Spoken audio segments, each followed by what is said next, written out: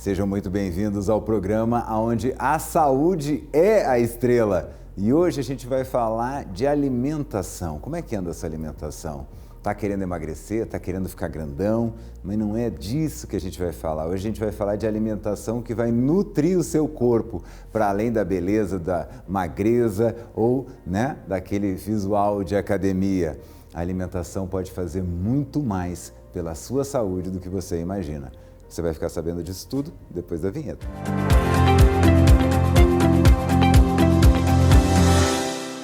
E para falar sobre isso, eu já estou aqui no estúdio com o médico nutrólogo Rafael Leal. Seja muito bem-vindo ao programa. Obrigado pelo convite e que bom que a gente vai ter essa oportunidade de falar sobre isso. E eu queria já começar com essa ideia de alimentação e nutrição, né? Alimentação e nutrição são a mesma coisa ou tem diferença? Não, a alimentação faz parte da nutrição, mas a gente não pode limitar só a isso, né? Quando a gente pensa em nutrição, vai além. A gente pensa em alimentar célula e aí não vem só da comida em si. A gente tem nutrientes, vitaminas, sais, enfim, eletrólitos, tudo que a gente pode ofertar em prol da nutrição. Não, eu acho engraçado que até pouco tempo atrás a gente só falava de vitaminas. A vitamina A, B, C, E, né? Agora a gente tem outros elementos. Eu acabei de falar dos eletrólitos, aí você tem os minerais, que hoje tem um valor que há 15 anos atrás ninguém estava nem aí. Sim. Né? E aí, que momento que a coisa ficou muito mais complexa, que hoje existe uma especialidade dentro da medicina para cuidar disso. Exato.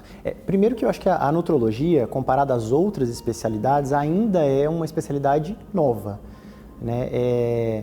E eu acho que além disso, o que fez a população se interessar por nutrientes que vão além dessas vitaminas foram doenças que cada vez foram se relacionando também a as deficiências ou o excesso dela. E eu acho que talvez a má alimentação. Eu acho que cada vez mais, infelizmente, se torna mais frequente a má alimentação e com isso vem as deficiências, vem a consequência dessa má alimentação. E aí vem um monte de coisa que é relacionado a isso, né? Inclusive, a gente vê sintomas e sinais no corpo onde o paciente se apresenta por conta dessas deficiências e vai muito além de vitamina, sem dúvida nenhuma. Então, não é só uma questão, por exemplo, de reposição vitamínica, você tem todo um conjunto de fatores, nosso estilo de vida, então, que mudou muito, né?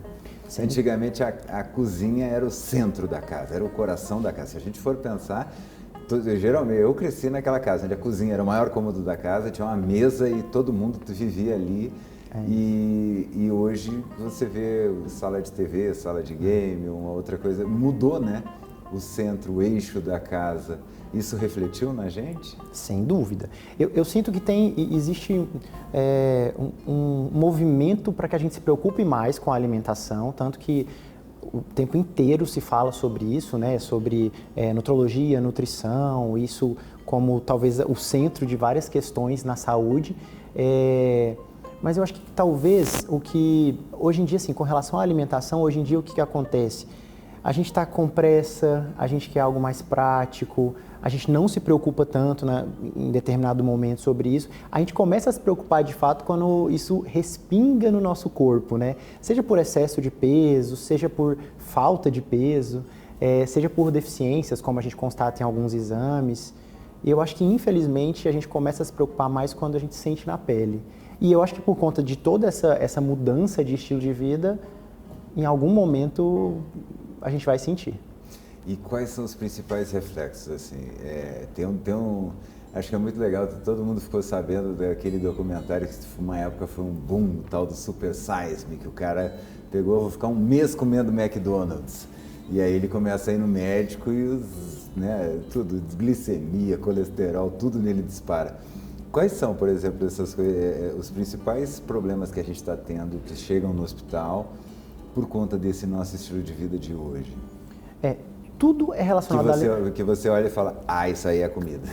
Então, o que é mais comum, né, o que a gente vê com maior frequência, hipertensão está relacionada à alimentação, o excesso de peso, o excesso de gordura corporal aumenta a chance do paciente se tornar hipertenso, claro que com outras, quando a gente tem relação genética também, estilo de vida, mas a alimentação e excesso de peso está relacionada à hipertensão, ao aumento da pressão arterial, e aí o aumento da pressão arterial pode desencadear várias outras doenças, né, infarto, derrame, enfim. Além disso, o diabetes, que é a alteração glicêmica, que está completamente interligado também à má alimentação e excesso de gordura. Tanto é que esses dois exemplos que eu dei, da hipertensão e do diabetes, em alguns casos, quando a gente está no início dessas doenças, da hipertensão e do diabetes, a gente reduzindo o peso do paciente, por si só, alguns pacientes já conseguem deixar de tomar o medicamento. Como é muito atrelado, né? Assim, a alimentação e o peso, esse é o exemplo, acho que principal, assim, de como a alimentação pode impactar nessas doenças. Reduzindo o peso desses pacientes que estão acima do peso e que são hipertensos e diabéticos, por si só por isso a gente consegue talvez reduzindo a dose do medicamento que ele toma ou até tirar o medicamento. Mas isso vai muito além, assim, tem pacientes que têm problemas intestinais, que aí tem distúrbio de absorção, e aí a gente pode ter queda de cabelo, a gente pode as unhas mais enfraquecidas, a pele de uma forma diferente, ou algumas lesões de pele podem surgir também diante da deficiência de algumas vitaminas ou excesso delas, mas é muita coisa mesmo. Por isso é tão importante a gente acompanhar isso também, né? Quer dizer então que tem gente que come, mas o corpo não consegue puxar, não consegue absorver? Tem, a depender do problema que o paciente tem, quando ele tem algum problema intestinal, desabsortivo ou insuficiência intestinal, seja por qualquer questão física, a gente tem uma deficiência. E é curioso porque a gente tem muitas vitaminas, a gente tem muitos oligoelementos, minerais. E a depender do local do intestino onde esse paciente tem essa deficiência, o tipo de vitamina que ele tem uma deficiência, que ele consegue absorver com menor quantidade, muda. Então é completa, assim, a minha especialidade, a nutrologia, eu vivo muito em contato com a nutricionista ou nutricionista, né? Porque a nutrologia e a nutrição caminham juntos. E também outras especialidades médicas, como o gastro, porque daí a gente avalia essa parte intestinal, de estômago, enfim. Cirurgiões também, porque quando a gente passa por alguma cirurgia, mesmo que de forma transitória, talvez seja necessário o acompanhamento do nutrólogo, principalmente a nível hospitalar, a gente vê isso, mas também em consultório, isso é importante. A oncologia, porque existem algumas recomendações específicas para o paciente que é oncológico, então tudo misturado e tudo que se completa, assim. Eu acho interessante que a gente tem, mas querendo ou não, mudar de hábito exige um determinado esforço. Sim. Como é que vocês lidam com isso, de chegar para a pessoa vai dizer, eu não tenho tempo, eu trabalho fora, eu como isso. Como é que vocês lidam? Porque, na verdade, quando você vai lidar com a alimentação, é diferente de um outro médico que vai fazer um procedimento, onde o médico tem o controle do que ele está fazendo das mãos. Eu vou entrar aqui, vou cortar aqui e arrumar. Você não, você precisa fazer com que a pessoa faça por ela aquilo que ela precisa fazer. Como é que você trabalha esse psicológico dentro do consultório? Então, eu acho que no consultório talvez esse seja o principal desafio que eu, como médico nutrólogo, eu enfrento. Porque muitos pacientes não têm noção da grandiosidade, né, dos problemas relacionados à alimentação, e aí por conta disso ele não dá tanta importância. E aí é um desafio porque a gente precisa realmente mostrar para ele que depende exclusivamente dele. Eu me deparo com essa questão o tempo inteiro no consultório e de fato é complicado, porque muitos pacientes chegam e eles querem que a gente resolva o problema deles. Sendo que o meu papel no consultório e também no hospital é mostrar o caminho mais fácil, né? Talvez o caminho mais curto, o caminho mais fácil, mas a adesão às minhas orientações depende exclusivamente do paciente.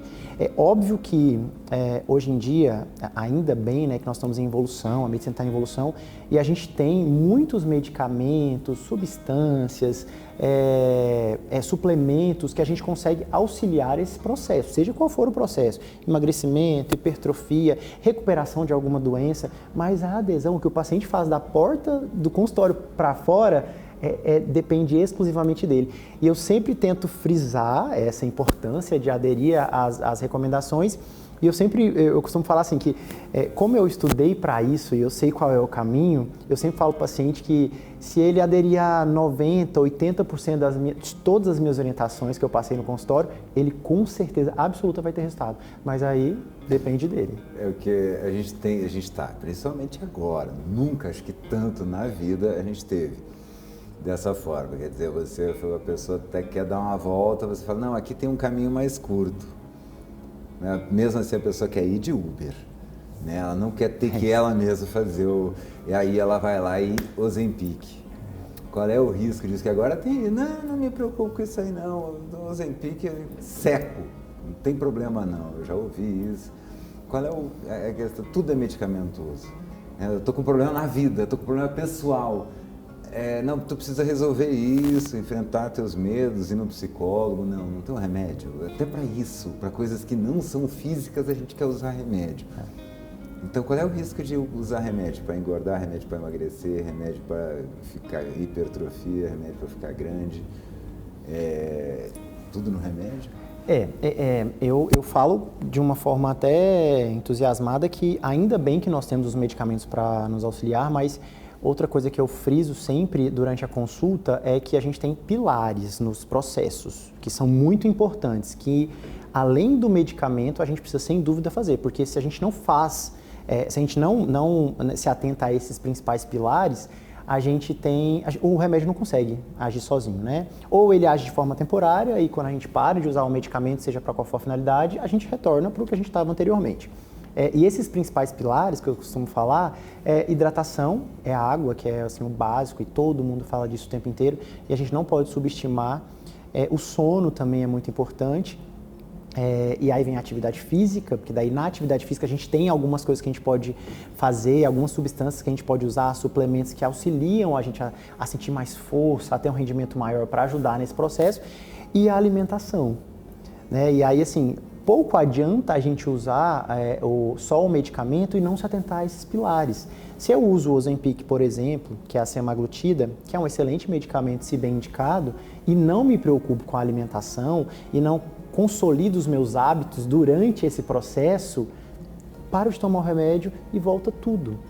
A ideia do remédio, quando eu acho que ele é bem indicado, e aí depende muito dessa indicação também, de ter um especialista que vai indicar de forma correta, você ter uma noção e um entendimento que ele vai te auxiliar durante esse processo, facilita sem dúvida o processo, mas durante o processo a gente tem que se atentar a tornar sólidos novos hábitos. E aí principalmente a atividade física e a alimentação, que é o foco, né? O foco acho que da vida saudável é a alimentação, sem dúvida nenhuma. Falando do processo de emagrecimento, como falamos da semaglutida, que é o Ozempic, se eu não aprendo a me alimentar, eu não vou emagrecer mesmo usando o medicamento. Porque com o uso do medicamento, a gente tem uma redução do apetite. A gente não consegue comer grandes quantidades. Mas se quando eu vou comer, eu como um chocolate, eu tomo sorvete, mesmo que numa quantidade pequena, como esse alimento tem uma densidade calórica muito alta, eu engordo. Ou eu não emagreço, que é o objetivo do medicamento. Sim, quer dizer, não basta a quantidade, tem que ter a qualidade do... Sem dúvida, é qualidade e quantidade. Se eu estou pensando num processo de emagrecimento, é qualidade e quantidade. Se eu falo para o paciente, né, junto com o nutricionista, a gente decide que o paciente, para aquele objetivo que ele tem, ele pode consumir 1.500 calorias por dia. Essas 1.500 calorias que ele está consumindo, depende se é proteína, qual carboidrato ele está consumindo, se é um carboidrato de uma qualidade maior, se é integral, se não é, se o lipídio que ele está consumindo, que é a gordura, é uma gordura saudável, tudo isso influencia no processo e também como vai ser depois, né? Depois quando a gente estiver já no período de desmame, enfim, de retirar o medicamento, também influencia como ele vai conseguir continuar sem. Quer dizer, isso é engraçado que se a gente for reparar, a gente faz isso para tudo, né? A gente entrevista quantos aqui psiquiatras que falam, por exemplo, você vai tomar o tal do Zolpidem, ele tem um prazo, né? Você tem que, acho que ele falou aqui, são 45 dias, 60 dias, você tem que parar, porque você está com algum distúrbio do sono. Então, ele vai te ajudar enquanto você arruma esse distúrbio. Mas a hora que a pessoa toma o primeiro, ela acha que aquilo ali é o que vai arrumar. E aí, dali a pouco, não consegue dormir com um meio, não consegue dormir com um, tá tomando 3 Zolpidem e não parou ainda. Então, da mesma forma, não vou me privar, se eu engordar, tomo mais uma injeção de Ozempic. E da mesma forma que o Zolpidem, parece que o Ozempic também, o corpo começa a ter uma resistência, não é? Qualquer medicamento a gente pode se acostumar a ele, né? Um ponto o corpo é muito inteligente. Demais. E assim, um ponto muito importante é a gente reconhecer isso e ter noção de que a gente vai usar de forma transitória, como eu falei. A gente não precisa ter tanta pressa para tirar o medicamento, porque para consolidar novos hábitos não é tão simples assim, né? Tem estudo que mostra que a gente precisa de 6 meses para determinado paciente, tem estudos que mostram que a gente precisa de 1 ano para consolidar alguns hábitos, depende qual é o processo, qual é o objetivo do paciente. Mas isso da gente perceber o motivo de usar o medicamento de forma correta, talvez reduza a chance da gente ficar usando de forma indiscriminada, né? Eu vou fazer uma viagem, vou usar um medicamento porque eu preciso emagrecer para agora. Depois eu volto tudo que eu estava fazendo antes e aí na próxima viagem, no próximo Natal, eu uso de novo. Isso não faz o menor sentido, porque qualquer que seja o medicamento, é possível a gente ter efeitos colaterais, né? Qualquer medicamento, inclusive essas canetas emagrecedoras. Todas elas, a gente tem alguns efeitos colaterais. É só olhar a bula, não tá? Exato, e assim... Mas eu acho que o mais importante é a gente ter essa noção, assim, primeiro, ter uma indicação correta para usar o medicamento e o paciente perceber o motivo dele estar usando e para que seja facilitador mesmo, né, durante o processo. Se a gente fizer dessa forma, talvez esse processo ele seja um pouco mais fácil e mais duradouro. O resultado vai ser mais duradouro. Mas lembrando que a obesidade, como a gente está falando das canetas emagrecedoras, a obesidade ela é uma doença crônica, assim como a hipertensão, o diabetes, é uma doença crônica. Então, é muito natural que a gente tenha que usar o medicamento em outros momentos. O paciente consegue emagrecer, consolidou os hábitos, mudou o cenário de vida dele, alguma coisa aconteceu, pode ser que a gente tenha que usar de novo, mas tudo bem indicado. Um ponto que você falou que é interessante é sobre isso do paciente sempre achar que pode usar algum medicamento para resolver uma questão pontual, e é uma coisa que eu sempre falo no consultório também. Existem alguns cenários e alguns acontecimentos na vida do adulto que são modificáveis. E se a gente consegue modificar essas situações para que ajude a gente a atingir nosso objetivo, falando do emagrecimento, né? Se eu estou ansioso porque eu estou construindo uma casa, essa casa, em algum momento ela vai deixar de ser, você vai finalizar a construção. Então esse cenário de ansiedade vai acabar, então vai facilitar você continuar no processo de emagrecimento. Então, talvez de forma transitória, os medicamentos auxiliem, depois tira, o cenário mudou e tudo bem. Mas alguns cenários eles não mudam, né? Tem gente que tem 5 filhos, que trabalha de 7 da manhã às 7 da noite, uma vida corrida, é um cenário que é muito mais difícil. Então, existem algumas questões que são modificáveis, assim como o sono, né? A gente tem algumas coisas que a gente pode fazer, a higiene do sono é importante, mas isso a gente tem que identificar também durante a consulta, porque tem que descobrir o que eu consigo mudar, o que está ao meu alcance de modificação. E sem dúvida nenhuma, aí entra aí, sim, eu falei dos 4 principais pilares, mas a gente tem outros, muito importantes também, e aí entra essas mudanças, né, que a gente faz no nosso dia a dia para facilitar o meu objetivo, seja qual for. Quero mudar de vida, primeiro passo, primeiro pilar. Eu preciso, tô acima do peso, tô sem fôlego, vou subir um lance de escada, não aguento, tô suando, tô sempre com aquela sensação gordurosa, né? Tá tudo estranho. Qual é o primeiro passo? Acho que procurar uma equipe que vai te acompanhar. Eu falo equipe porque, na minha especialidade, na nutrologia, a gente já falou algumas outras especialidades médicas aqui que podem se entrelaçar para te auxiliar nesse processo. O senhor citou a psiquiatria, né? A gente falou do medicamento para dormir, falamos da psiquiatria. É muito comum um paciente que quer perder peso precisar do acompanhamento psiquiátrico ou do psicólogo também para auxiliar nesse processo, se ele for ansioso, se tiver compulsão alimentar, do nutricionista. Então, eu acho que o primeiro passo é procurar uma equipe que vai te acompanhar, e aí é interessante a gente falar sobre isso porque acho que a gente tem que ficar atento cada vez mais de procurar um profissional que esteja habilitado para aquilo, né? Um especialista de fato, que entenda o seu problema, que vá te tratar de uma forma humana, porque isso é muito importante. Então, eu acho que o primeiro passo é procurar alguém para te acompanhar, porque eu acho que hoje em dia, com a facilidade de informação que a gente tem, seja pelo celular, pela internet, pela TV, pelo vizinho, então isso de a gente se espelhar no que o outro está fazendo para atingir nosso objetivo, isso aí, sem dúvida nenhuma, não é o caminho correto. O primeiro passo é procurar alguém para te acompanhar e para te avaliar de forma individualizada. E a partir disso, ver o que precisa fazer. Tem algum alimento proibido que o senhor olha assim e fala, isto não pode de jeito nenhum, é veneno? Então, eu acho que eu costumo não proibir nada, porque eu acho que depende do momento, do horário e da quantidade, e de cada paciente, né? É óbvio que para o paciente diabético, a gente reduzir carboidrato e se preocupar com a qualidade do carboidrato que você está consumindo é melhor. O paciente diabético, evitar doces, né, de forma geral, o doce faz mal para o diabético. Mas acho que para a população geral, alimentos proibidos que não pode nunca, eu acho que não. Eu acho que a gente tem que ficar mais preocupado que no dia a dia, na maior parte dos meus dias, eu me alimente de forma saudável, com a alimentação, alimentos naturais, né, reduzindo carboidratos, reduzindo os alimentos mais refinados, eu acho que isso.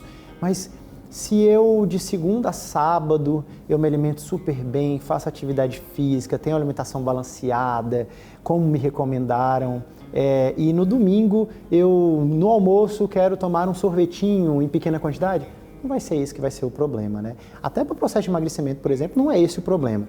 Eu acho que o problema, para qualquer que seja o objetivo, o problema está quando a gente se alimenta mal e come aquele alimento que seria proibido na maior parte dos meus dias.